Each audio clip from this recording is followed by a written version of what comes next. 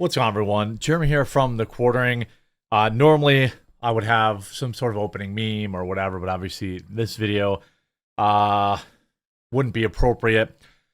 We have a lot more information now on what happened out in D.C. between a Black Hawk helicopter and a American Airlines flight from Wichita. I have lots of updates to share with you. Some breakdowns from people who are really good at ATC, air traffic control. We have the actual air traffic control footage.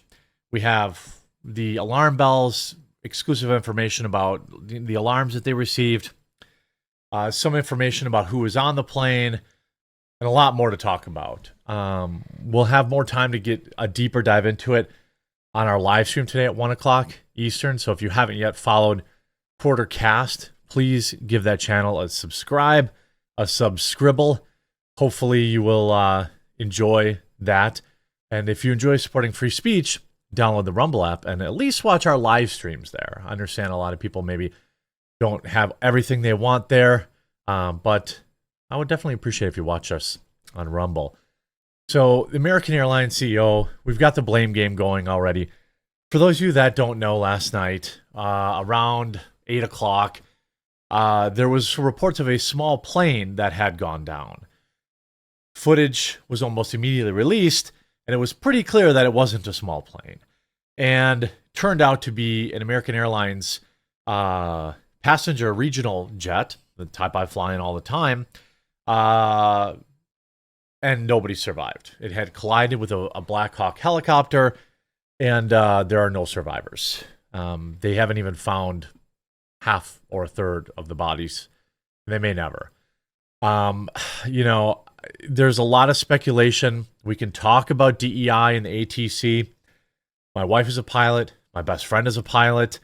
In the pilot community, if you've been around it, you know that they have predicted something like this happening. We've had many near misses on the runway just in the past few months because of understaffings at ATC, human error, the sheer volume of flights, and, people want to point to DEI. That's certainly a contributing factor, but I want to get the facts out first before we talk about any possible theories. Here is a great breakdown from Blan Calario, showing how this happened. H-60 or VH-60, Victor H-60, was presumably operating out of Joint Base That's the Bowling, helicopter located right here. Here's where the helicopters operate out of. They have this procedure where they can dart across the Potomac River right across the final approach for these airlines. This is an approved procedure. Looking at the video widely published on social media, here comes the regional jet. And you can see the helicopter doing exactly that. The regional jet is heading towards us. I'm not going to show the approach to runway 1 and stepping to runway 33. Here is the helicopter, the UH or VH-60 helicopter, approaching from our left. And he's approaching to the right side of the aircraft, coming from Joint Base Bowling. And you see here the helicopter here moving directly. And the two collide right there. Now let's review the ATC data. First, let's check this out from ADS-B Exchange, where the two aircraft came together. So here you can see the regional jet doing the sidestep maneuver to runway 33. Yeah, so swings out here. Left dogleg base entry. This is a pretty short runway, only 5,000 feet. This is all done visually to runway 33, and the helicopter coming out of Bowling and crossing right into its path. We'll listen to this audio just to get an idea of just how busy this airspace is leading up. Now, we also have some ATC footage that was shared exclusively. Here you see the ATC screen, and you could hear, here you have the Hilo Pat 25 here on the top, the helicopter, and you have the DCA CRJ-7, which is the America Airlines flight. You hear people talking in the background. Now, right now, ATC is getting a collision alert. If you're watching the, if you're only listening, you can't see it, but a red CA comes up on screen. Now, this is only seconds before it actually happens. So, could you have time to communicate? Hey, you wouldn't tell the helo probably. You would tell the jet, pull up, pull up, pull up, or abort, abort, abort, to have them pull up to try and avoid that collision. But I just think the helo might not be able to move as quickly. But I guess I don't know the exact procedure there, but I would assume they would tell the plane to abort. 1, 2, 3, 4, 5, 6, 7. I mean, you have time here. Almost 20 seconds. At this point, it's probably unavoidable. But you did have some, collision alert. And now they dropped off screen. Probably as the helicopter lowered or, ascended or descended. I'm not going to get into did the Black Hawk intentionally.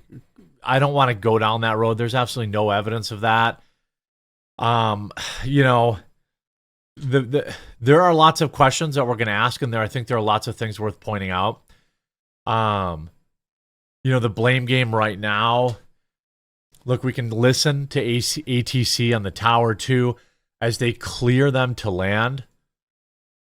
They also advise Pat 25, which is the helo, to watch for traffic, and then the alarm hits tower as they watch the collision unfold and both aircraft fall into the river. This is pretty quiet. Runway 33 clear for land. 25 Memorial. Now this is, you'll see on the right hand of the screen, there's another plane taking off. This is not the plane that, in the center of the screen, much closer to the ground, is the airline, and you see a very tiny speck. That's the helicopter. This club has an aircraft inside precision separation.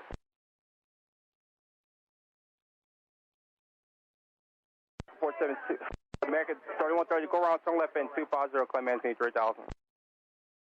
Now you heard, them kind of the panic in their voice, some alarms going off there. I wanted to share what Jeff Williams said, who's a pilot and also a former Black Hawk pilot. I've flown DCA dozens of times, also flown in some very complex airspace in the Black Hawk at night. To be honest, I have a lot of questions. Let me preface this that I've not heard the ATC recordings or any of the clearances given. Well, we now know that there was clearance given to the plane to land. Not trying to Monday morning quarterback this. The investigation needs to be impartial and without bias to uncover the truth. Why was the helicopter allowed into the airport airspace at that time? The approach to runways are protected by the class of the airspace. You can be given permission to fly through them, but only by ATC.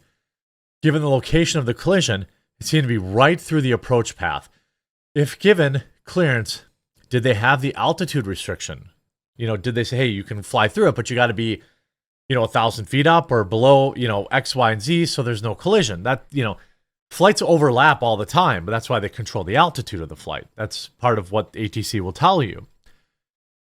It appears the regional jet was given clearance for the visual approach, which we now know, on runway 33, meaning okay for aircraft to approach the path on altitude that you're on to give you a visual landing, instead of using, say, like your equipment.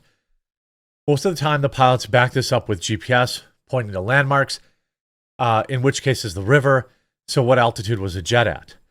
The other question I have is, was a transponder working on the Black Hawk? It seems like it is because it was on the ATC screen. So a transponder is this thing that's in planes and airplanes that is continually submitting, a beacon, like its location, right? It seems incredibly odd. Mode C, which is your transponder, in planes and whatever, /ADS and mode B and /C transponders are required for aircraft to enter certain classes of airspace. So if you don't have a transponder, for example, my wife's plane, her transponder was shorting out because of a short in the control board. The only reason she knew this is because she flew into Milwaukee and ATC, air traffic control, told her, hey, your transponder's not working. You're not allowed to come in here anymore, or it's intermittent. So they are watching for that transponder signal. Was it Black Hawk flying with night vision goggles or unaided just by plain sight? Airline landing flights are incredibly bright and hard to miss. You can see this on the video. There's also some, stuff here. Audio transcript from the air traffic control to the helo. Do you have the CRJ in sight? Saying the plane that's landing.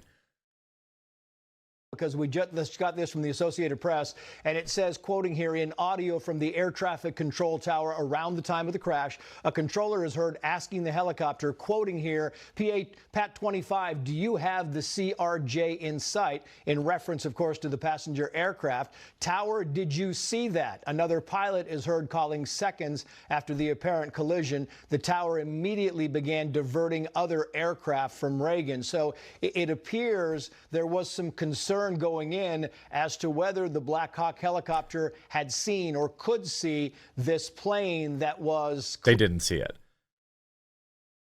Also, Mark, who's also another helicopter chief in the Army and a flight instructor, meaning he has thousands and thousands of hours. One massive responsibility we had was to be the eyes for the pilots. We handled airspace obstacles, avoidance, and communicated potential risks. Quite often, we would train as a flight of 2 or 3 birds flying in formation. It was my job to have a head out the window and tell these pilots that aircraft behind us was staggered right at 3 discs.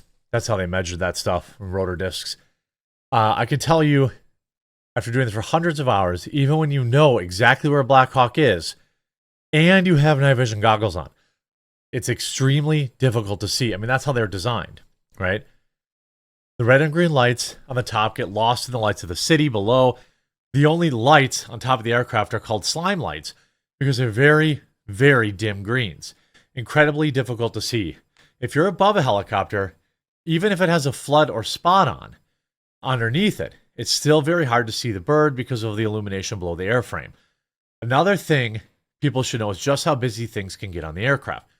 Pilots are talking to each other about what they're observing, instrument panels. That means neither are looking outside the aircraft. This means the crew chief might be conducting a fuel check. All sorts of stuff could happen. Checking instruments, doing math, reading a hard checklist. Now, I would say a lot of that should be happening after you're out of that ultra high dangerous airspace. 999 times out of 1,000 aircraft incidents always come down to a series of pilot and human errors. Humans are involved. They aren't perfect.